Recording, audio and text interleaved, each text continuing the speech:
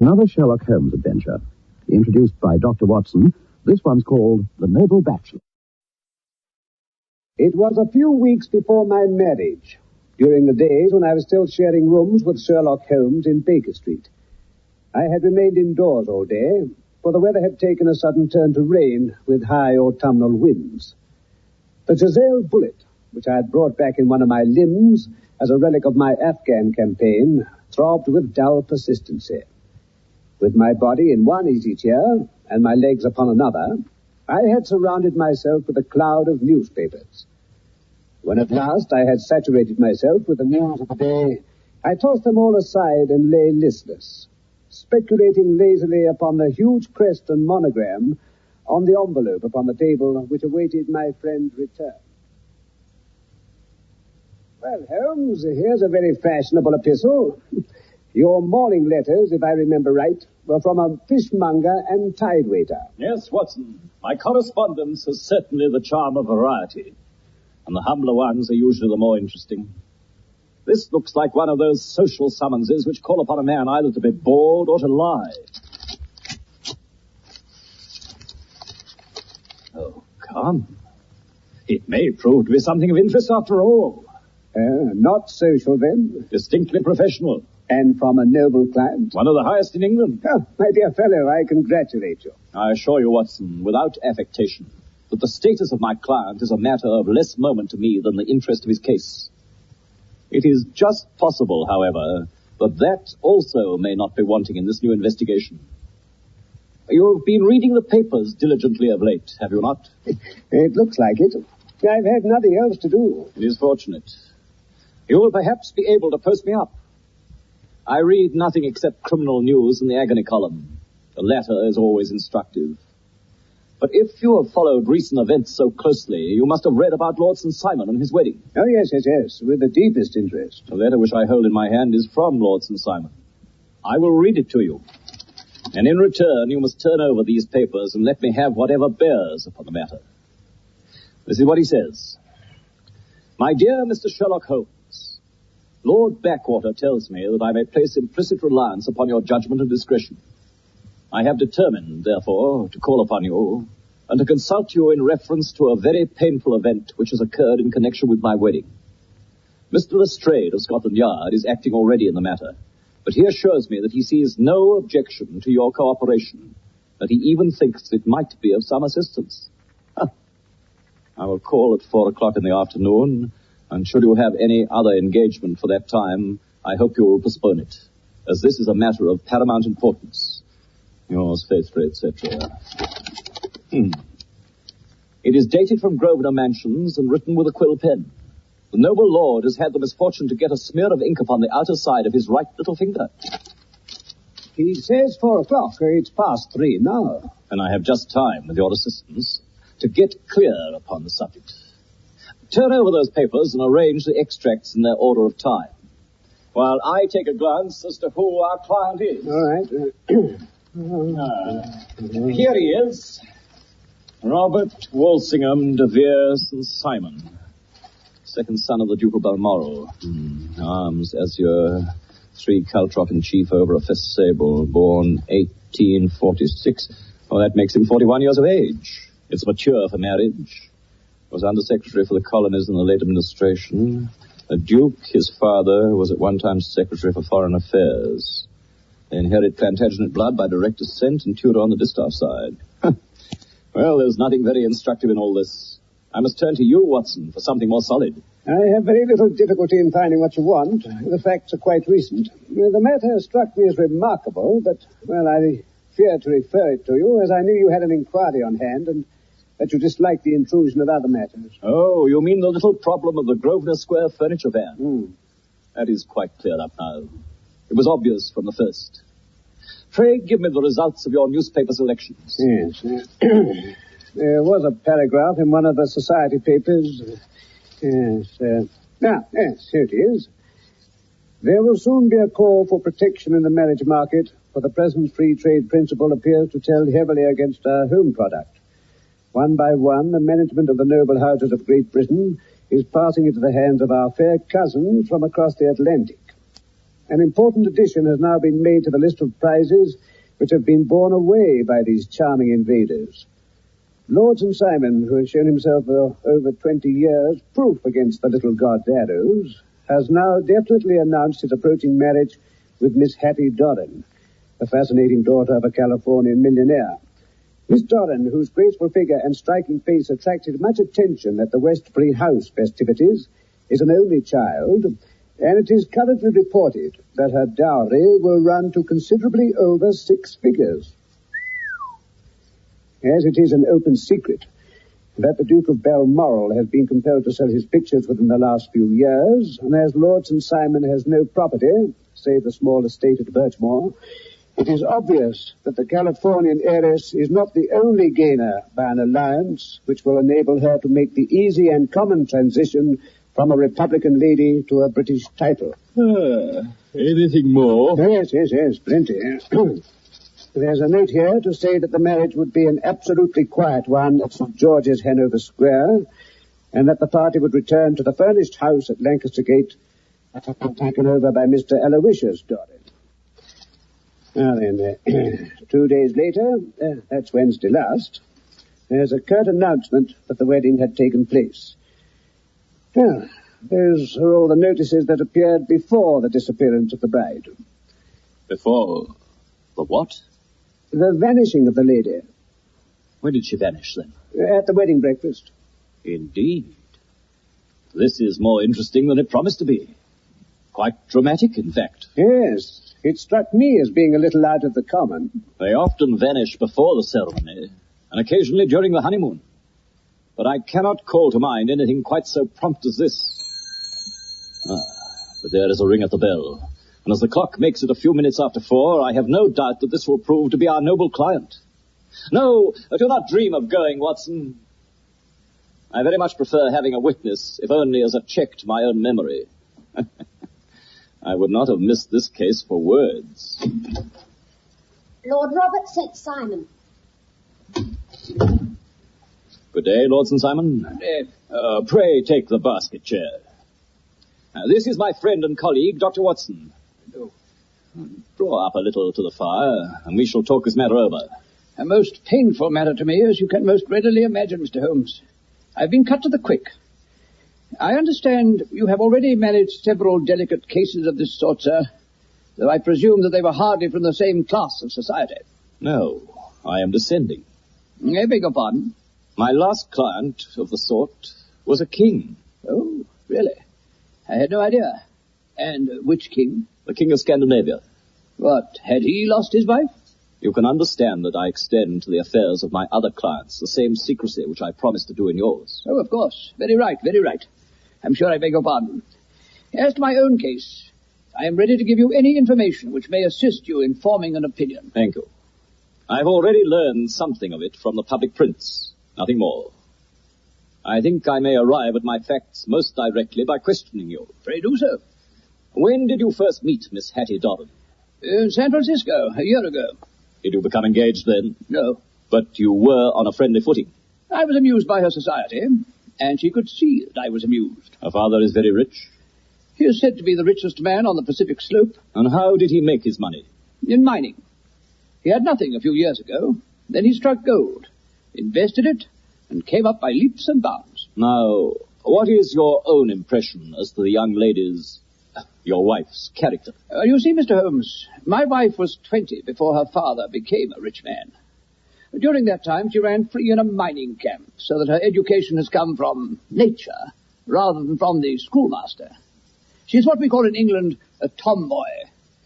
She is impetuous, volcanic, I was about to say. On the other hand, I would not have given her the name which I have the honor to bear, had I not thought her to be at bottom a noble woman. The young lady came to London then, and you renewed your acquaintance? Yes, her father brought her over for this last season. I met her several times. We became engaged, and I have now married her. She brought, I understand, a considerable dowry. Not more than is usual in my family. And this, of course, remains to you, since the marriage is a fait accompli. I really have made no inquiries on the subject. Very naturally not. On the morning of the wedding, was she in good spirits? Never better. She was as bright as possible, until after the ceremony. And did you observe any change in her then? Well, to tell the truth, I saw then the first signs that her temper was a little sharp. The incident was too trivial to relate, though. It can have no possible bearing on the case. Pray let us have it for all that. Oh, it is childish. She dropped her bouquet as we went towards the vestry. She was passing the front pew at the time, and it fell over into the pew. There was a moment's delay, but the gentleman in the pew handed it up to her again. It didn't appear to be the worse for the fall, yet when I spoke to her about it, she answered me abruptly. In the carriage on our way home, she seemed absurdly agitated over so trifling a cause. Indeed. You say that there was a gentleman in the pew. Some of the general public were present then? Oh, yes. It is impossible to exclude them when the church is open. This gentleman was one of your wife's friends? Oh, no. I called him a gentleman by courtesy. He was quite a common-looking person. I hardly noted his appearance. But really, I think we are wandering rather from the point. At any rate, Lady St. Simon returned from the wedding in a less cheerful frame of mind than she had gone to it. What did she do on re-entering her father's house? I saw her in close conversation with her maid, Alice. A confidential servant? A little too much so. She is an American. She came from California with her. It seemed to be that her mistress allowed her to take great liberties. Still, of course, in America, they look upon these things in a different way. You did not overhear what they said? Lady St. Simon said something about jumping a claim. She was accustomed to using slang of that kind. I've no idea what she meant. American slang is very expressive sometimes. And what did your wife do next? She walked into the breakfast room. On your arm? No, alone. She was very independent in little matters like that. Then after we'd sat down for 10 minutes or so, she rose hurriedly, muttered some words of apology, and left the room. She never came back. Her maid says she went to her room, covered her bride's dress with a long ulster, put on a bonnet, and went out. One of the footmen remembered seeing a lady leave, but he refused to credit that it could have been his mistress. He naturally believed that she was inside. Quite so. Afterwards, my wife is said to have been seen walking into Hyde Park with the woman who had caused the disturbance earlier on. The disturbance? Yes. After we'd returned from the church, this woman apparently tried to follow us into the house. She had to be ejected by the butler and the footman. Why should she want to force her way in? Well, Mr. Holmes, she claimed, she and I... Well, to tell the truth, her name is Flora Miller. She used to be danseuse at the Allegro. I have not treated her ungenerously, but she's no just cause for complaint against me. But you know what women are, Mr. Holmes? She wrote me dreadful letters when she heard I was to be married. In fact, the reason I had the marriage celebrated so quietly was because I feared there might be a scandal at the church.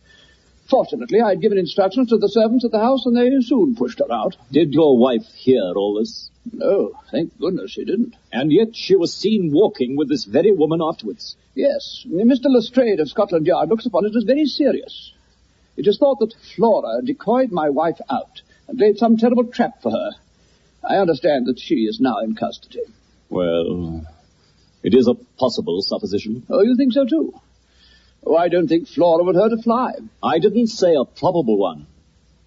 Still, jealousy is a strange transformer of characters. Pray then, Lord St. Simon, what is your own theory as to what took place? Oh, really? I came to seek a theory, not to propound one. Now, since you ask me, however, it has occurred to me that the excitement, the consciousness that she had made so immense a social stride may have caused some little nervous disturbance in my wife. In short, that she had become suddenly deranged. Well, when I consider that she has turned her back, I will not say upon me, but upon so much that many have aspired to without reason, I can hardly explain it in any other fashion. Well, that is certainly a conceivable hypothesis. And now, Lord St. Simon, I think I have nearly all my data. May I ask whether you and your wife were seated at the breakfast table so you could see out of the window? We could see the other side of the road and the park. Quite so. Then I do not think I need detain you any longer. I will communicate with you. Should you be fortunate enough to solve this problem? I have solved it. Eh? What was that? I say, I have solved it. Where, then, is my wife? That is a detail which I shall speedily supply. Yes, I'm afraid it will take wiser heads than yours or mine. Good day to you, gentlemen.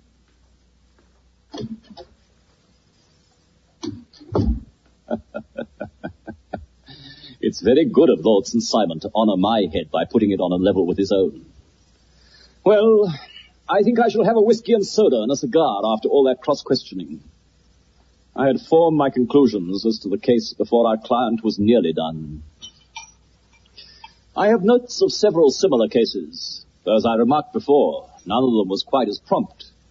My whole examination has turned my conjecture into a certainty.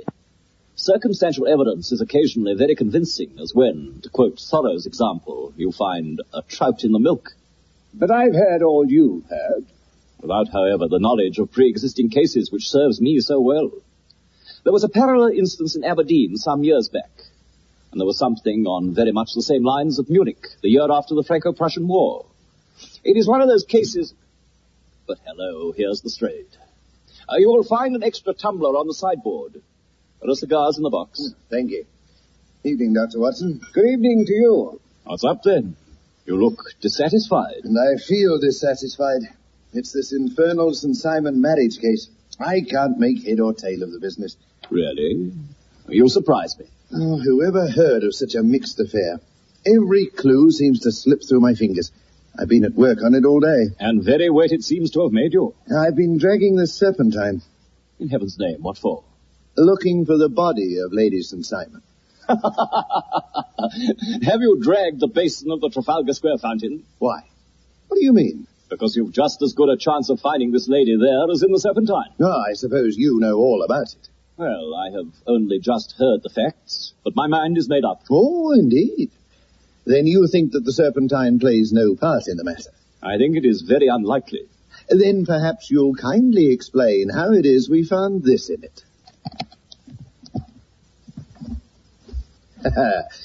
There's a little nut for you to crack, Master Holmes. Indeed. See, Watson. A wedding dress, white satin shoes, a bride's wreath and veil. And a wedding ring. You dragged these from the Serpentine? No.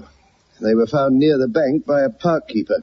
They were identified as her clothes. It seemed to me that if the clothes were there, the body wouldn't be far off.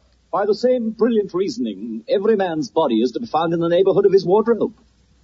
And pray, what did you hope to arrive at through this? Some evidence implicating Flora Miller in the disappearance. I'm afraid you will find it difficult. Oh, are you indeed now?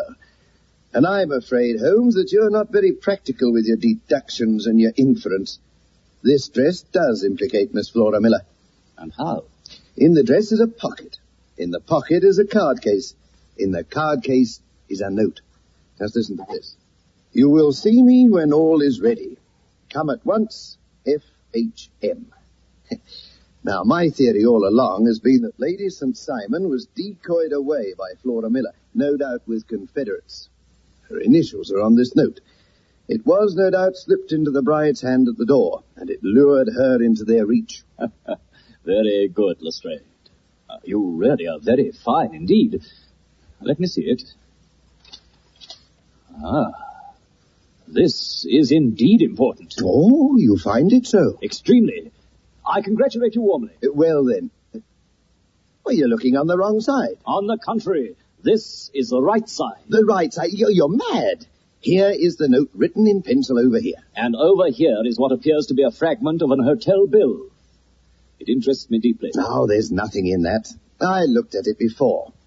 October the 4th, rooms 8 shillings. Breakfast 2 and 6, cocktail 1 shilling, lunch 2 and 6, glass of sherry 8pence. I can see nothing in that. Very likely not.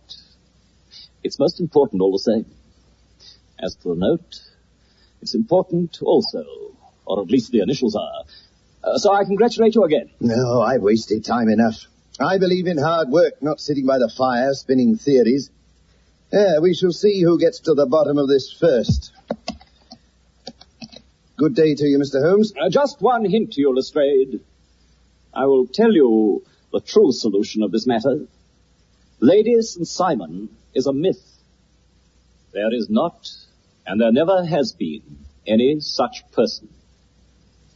Mad. Mad. But there is something in what the fellow says about outdoor work. I think, Watson, I must leave you to your papers for a little. Well, Watson. They have laid the supper in my absence, I see. Yes, I didn't know what it was all about. A confectioner's man came and set it all out. Cold woodcock, pheasant, pâté de foie gras pie, and some bottles. Said it had been paid for and ordered to this address. Capital. Yes, he's laid for 5. You seem to expect company. Yes. I fancy we may have some company dropping in. I'm surprised Lord St. Simon has not already arrived. I fancy I hear his step on the stairs now. My message reached you then. Yes. But I must confess the contents startled me beyond measure. Have you good authority for what you say? The best possible. Oh, what will the Duke say? What's he to think when he hears that one of the family has been subjected to such humiliation? It is the purest accident. You look on these things from another standpoint. I can hardly see how the lady could have acted otherwise. Her abrupt method of doing it was undoubtedly to be regretted. But having no mother, she had no one to advise her at such a crisis. It was a slight, sir, a public slight. You must make allowance for this poor girl, placed in so unprecedented a position. I will make no allowance. I am very angry indeed. I have been shamefully used. I think I heard a ring. Yes, there are steps on the landing. If I cannot persuade you to take a lenient view, Lord St. Simon, I have brought an advocate here who may be more successful. Lord St. Simon, allow me to introduce you to Mr. and Mrs. Francis Hay Moulton.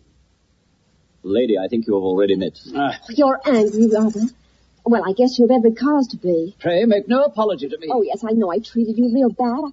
I should have spoken to you before I went, but I was kind of rattled. From the time I saw Frank here again, I just didn't know what I was doing or saying. I only wonder I didn't fall down and go face right there before the altar. Mrs. Moulton, perhaps you would like my friend and me to leave the room while you explain this matter. If I may give an opinion, we've had just a little too much secrecy over this matter already. For my part, I'd like all Europe and America to hear the rights of it. Then I'll tell our story right away. Frank and I met in 81 in McGuire's camp near the Rockies, where Pa was working on a claim. We were engaged, Frank and I. But then one day, Pa struck a rich pocket and made a pile, while poor Frank here had a claim that came to nothing. The richer Pa grew, the poorer Frank got. So at last, Pa wouldn't hear of our engagement lasting any longer, and he took me away to Frisco. Frank wouldn't throw up his hand, though. You bet. So Frank followed me and saw me without Pa knowing. He said he would go back and make his pile, too, and he wouldn't come to claim me till he had as much as Pa.